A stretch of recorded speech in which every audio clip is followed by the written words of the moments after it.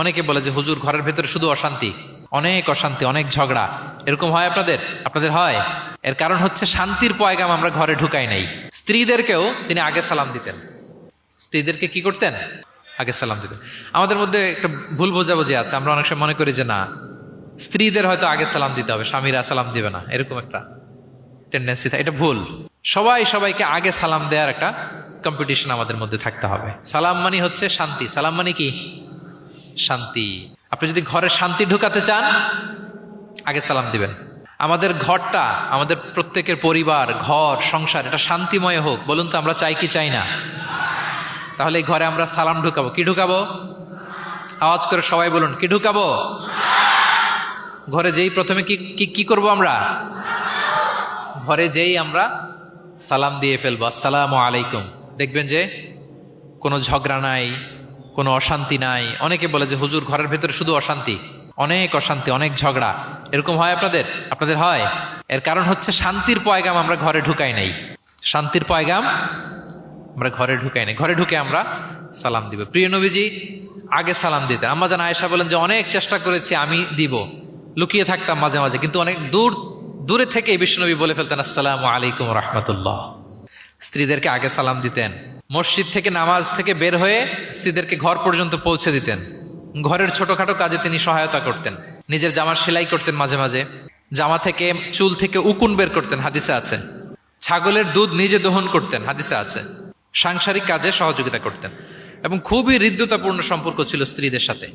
আম্মা জান আয়েশা রাদিয়াল্লাহু তাআলা আনহা কোনো পেয়ালার যেই জায়গা থেকে দুধ পান করতেন, ঠিক পেয়ালাটা নিয়ে ওই জায়গা থেকেই প্রিয় নবীজি দুধ পান করতেন। আম্মা জান আয়েশা রাদিয়াল্লাহু তাআলা আনহা কোনো গোশত বা হাড্ডি কিছু অংশ খেয়ে রেখে দিলে প্রিয় নবীজি ওইটা নিয়ে ওখান থেকে খাওয়া শুরু করে দিতেন। মাইমুনা রাদিয়াল্লাহু তাআলা আনহা এবং প্রিয় নবীজি, ওনার স্ত্রী আমাদের আম্মা জান, একই মগ দিয়ে, একই বালতি থেকে একসাথে শেয়ার করে গোসল করেছেন, হাদিসে এসেছে। কত মধুর সম্পর্ক ছিল। আপনি কি ভেবেছেন আপনার নামাজ দিয়ে আপনি জান্নাতে যাবেন? আপনি তাহাজ্জুদ গুজার, সেজদা দিতে দিতে কপালে দাগ ফেলেছেন, এটা আপনারা জান্নাতে নেবে না? আপনি এলাকার সবচেয়ে বড় হাতেমতাই, দানশীল, এই দানের ভরসায় বসে আছেন। কশিন কালো না। আমাদের নামাজ, আমাদের রোজা, আমাদের ইবাদত, এগুলোকে মিজানের পাল্লায় উঠালে কোনো ওজনই হবে না। তবে আমাদের একটা কৌশল জানা আছে, আমরা আল্লাহর রহমতের ভিখারি। আমরা সেদিন আগেই গুনার স্বীকৃতি দিয়ে দেব। আমরা বলবো, আল্লাহ তুমি প্রশ্ন করার আগে তোমার একটা কথা বলি, আমারে কিছু জিজ্ঞেস করো না, আমি সব করেছি। এমন কোন পাপ নাই যে পাপ আমারে দিয়ে হয় নাই। তোমার রহমত দিয়ে তুমি জান্নাতে পাঠাবা, তোমার দয়ায় জান্নাতে যেতে চাই, আমল দিয়ে না। পারবেন বলতে? কিয়ামতের দিন আমরা বলবো, আল্লাহ আমার আমল দিয়ে জান্নাত চাই না, আমি তোমার দয়া দিয়ে জান্নাত চাই। তোমার দয়া ছাড়া আমার কোনো উপায় নাই। কারণ আল্লাহ যদি বিচার করে, বাঁচার কারো উপায় নাই। আল্লাহ যদি বলে ফেলেন তুই এটা করলি কেন, ওখানে গেলি কেন, কোরআনে 1000 বার নিষেধ করলাম তারপরেও এই পাপে জড়ালি কেন, এরকম প্রশ্ন ছুড়ে দিলে আমার উত্তর আছে? বাঁচার কোনো উপায় আছে? রোজ হাসরে হে আল্লাহ আমার করোনা বিচার, আল্লাহ করোনা বিচার।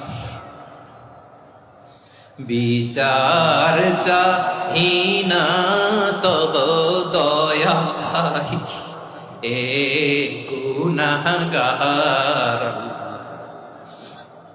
করোনা বিচার। আপনার আমল দিয়ে জান্নাতে যাবেন? কি দিয়ে যাবেন? আল্লাহর দয়া দিয়ে। আল্লাহর রহম আর দয়া ছাড়া কেউ জান্নাতের চেহারাও দেখতে পাবে না।